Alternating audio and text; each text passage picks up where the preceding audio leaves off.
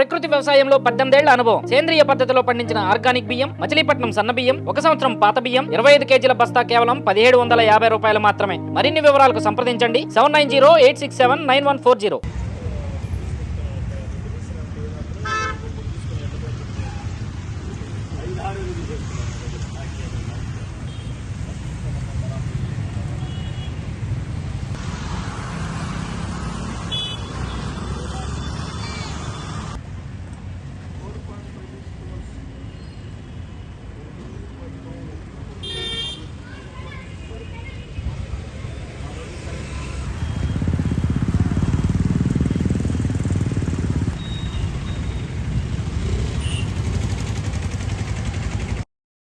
నమస్కారం.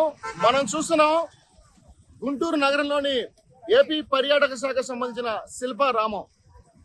గత తెలుగుదేశం పార్టీ ప్రభుత్వ హయాంలో అప్పటి ముఖ్యమంత్రి నారా చంద్రబాబు నాయుడు గారు 4 కోట్ల రూపాయల 56 లక్షల వ్యయంతో ఈ శిల్పారామాన్ని గుంటూరు నగర ప్రజలకు అంకితం చేయాలని చెప్పి నిర్మిస్తే 90% పనులు పూర్తయిన 2019లో జగన్మోహన్ రెడ్డి గారు అధికారంలోకి వచ్చే టైంకి కావాలని జాప్యం చేసి 4.5 ఏళ్లుగా పాడుపెట్టి 90% పనులు పూర్తయిన శిల్పారామాన్ని 10% పనులు పూర్తి చేయడానికి కూడా వాళ్ళకి 4.5 ఏళ్ల కాలం సమయం పట్టింది.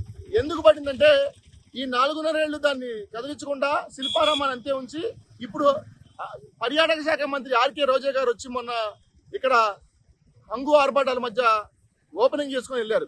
కాకపోతే ఓపెన్ చేశారు, మేము కట్టించింది ఓపెన్ చేసినందుకు సంతోషంగా ఉన్నప్పటికీ మీ పేరు వేసుకున్నా మేము బాధపడలేదు. కానీ ఈ 4.5 ఏళ్ల కాలంలో వీళ్ళ స్ట్రాటజీ ఏంటంటే వీళ్ళేదో కట్టినట్టు ఈ 4.5 ఏళ్ళు పట్టినట్టు కట్టడానికి సమయం వీళ్ళు సొంత ఖర్చులతో ప్రభుత్వం కట్టించినట్టు ప్రజలను నమ్మించడానికి ఇంత తాత్సారం చేశారు. అటు టిడ్కో ఇల్లు అంతా చేశారు.